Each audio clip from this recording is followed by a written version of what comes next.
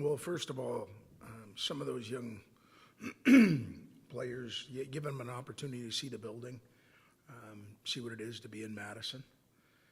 And then for us, continued progress. We haven't had a lot of success against the program in these games over the last few years, so it's an opportunity for us to change direction a little bit, give opportunity to maybe some of those guys that haven't had that as of yet.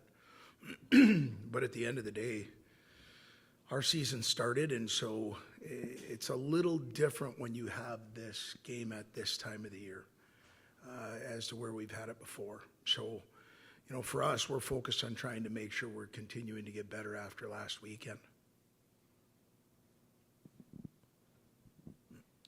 Now that you've had a weekend, you've got some things on tape. What were the big takeaways for you?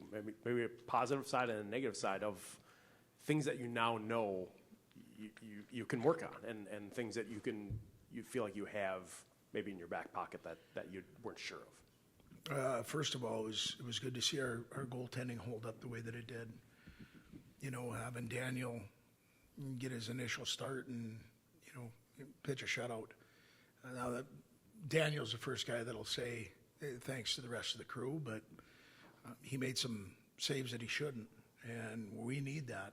We've seen the other side of that coin, so there's a positive. Excuse me. The second piece of that is really, do we get to see how we manage back-to-back games for the first time? It's really difficult to emulate that workload without going through it, especially going on the road, and it's a 5+ hour bus ride there, and the guys managed that. That was a positive. And then I really liked our progression from game 1 to game 2.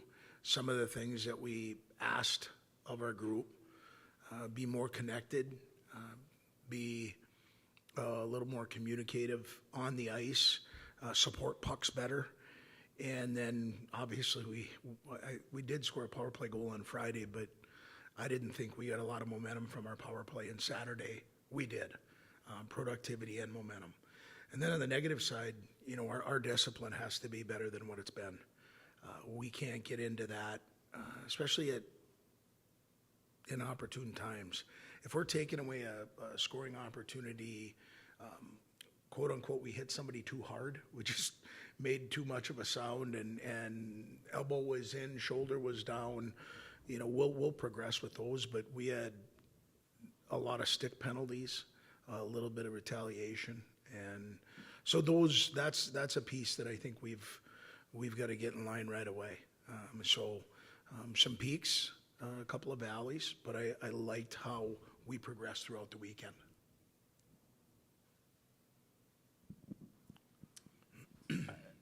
I know Christian did a lot of his work on the power play in terms of finishing, but he's also in a new spot this year, playing the wall. How did you kind of assess where and going into practice too, but especially in the games, what did he show you there as how he's handling that, and whether that's maybe he's kind of feeling that as more his natural role again?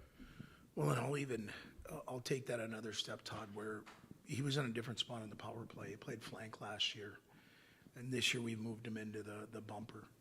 And, he's gotten some good direction. He's got an advisor that has done a good job at messaging the idea of if you get to the net, good things happen, and that happened multiple times with him. He ends up getting a second opportunity for his first one. There's a shot, a rebound, and he cleans up the garbage there just inside the paint. And he's taken it upon himself to be a bit more assertive this year. And to get him out of the middle of the rink and put him on a wall, I think has freed him up a bit, mentally and physically.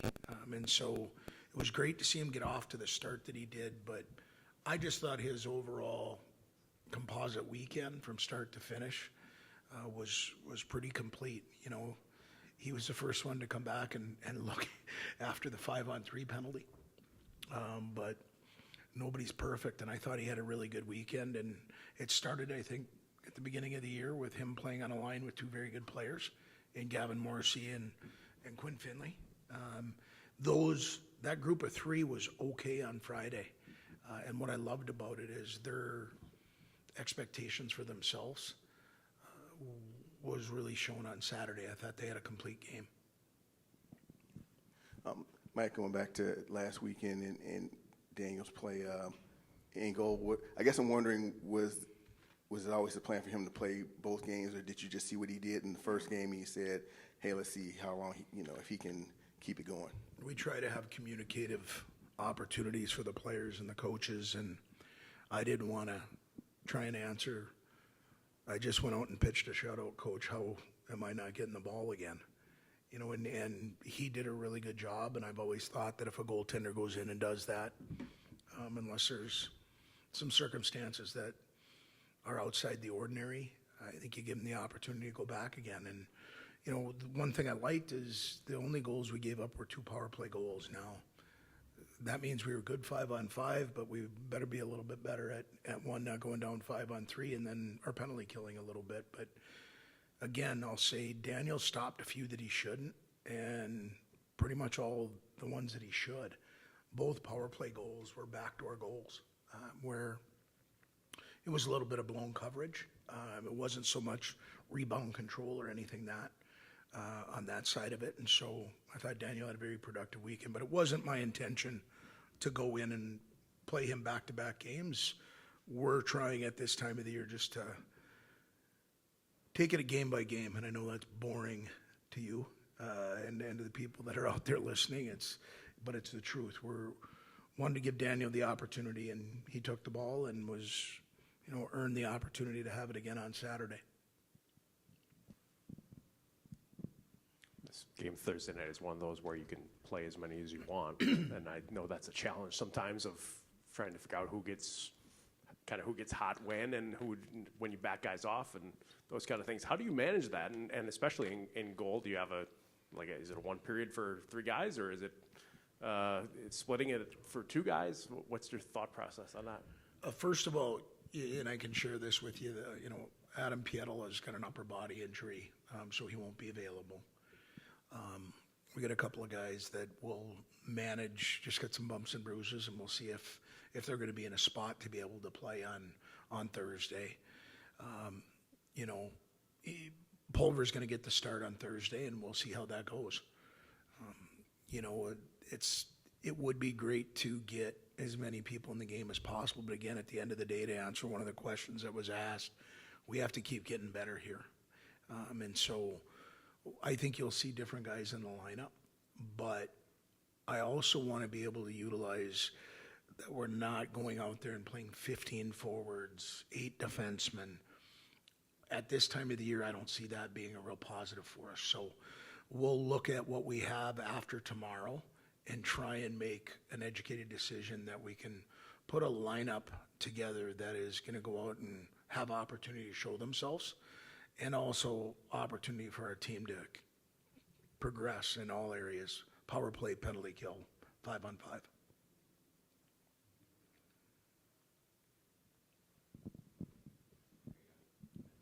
Hi, Coach. I remember last year at the exhibition against the U.S., it was a pretty darn physical game that also led to a few players going down. Just what's the challenges of making sure, you're seeing your best out of your players, but also that they're staying fresh for the regular season to come? Yeah, my opinion is it's hard to, once you give a guy a jersey and a spot in the locker room and on the bench, they kind of go into player mode. So for us, we've got to go out and just tend to business. Knock on wood, nothing happens in the game, but it could happen walking out of the building and walking into the building tomorrow and so on. And so really just control what we get to control. One thing we discussed prior to the season is we were hoping we had depth up front, depth back at the blue line, and depth in between the posts. And so I think that'll be tested on Thursday. But you've got to go out and play. I don't think you go into this with the idea that, just because it's an exhibition game that you're not going to go out and compete to the best of your abilities. I think you're tossing coins and you don't know if it's going to be heads or tails. You just got to go out and play the game the way you need to play it.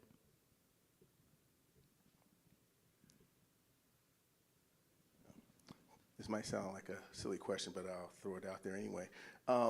With this exhibition, I know that the guys that you're playing are they're far from the, top USA team. And your guys get, some good competition out of it. But I guess I'm wondering, is there part of you that sort of likes the idea of you as a program sort of helping that organization? Because that's kind of the pipeline for, what we're going to see down the road in the Olympics and things. Well, not only our staff, but a lot of the players have had the opportunity to represent their country. This program, I think it started either back in 93 or 96, I can't remember, but Jimmy Johansson, who's no longer with us, a little bit of his brainchild, idea of what he was looking for, and USA Hockey's in a better spot than it's ever been before. The expectation level at the World Championships, whether it's the 18s, whether it's World Juniors, whether it's the World Cup, and now you're going to see in the Olympics, the expectation is gold. And so we've all got a responsibility for that. It's a great opportunity for us to get better. We've got guys on our team that have been through that program, as I've said, and I just think it's something that as long as I'm here, we're going to continue. And I know Tony felt the same way with the relationship that, him and his family have had and what they've done to progress USA Hockey through their own efforts. We're going to continue to do that.